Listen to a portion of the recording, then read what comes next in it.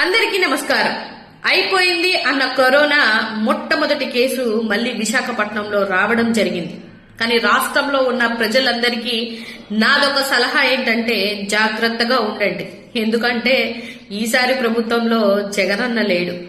నేనుంటే కరోనా వచ్చేదా అన్న పెద్ద మనుషులు మీరు గ్రహించాల్సింది ఏంటంటే మీరున్నా కూడా కరోనా వచ్చుద్ది అని.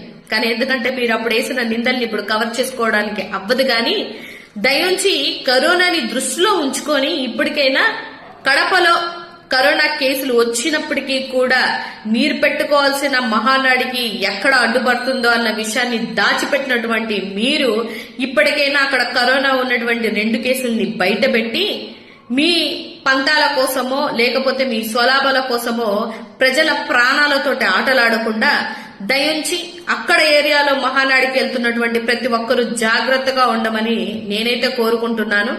అండ్ ఇలాంటి పరిస్థితిలో మీరు మహానాడులో ఎలా మీటింగ్ పెడుతున్నారో కూడా ఒకసారి రాష్ట్ర ప్రజలందరూ నిగ్గదీసి వీళ్ళని అడగాల్సినటువంటి అవసరం ఉంది.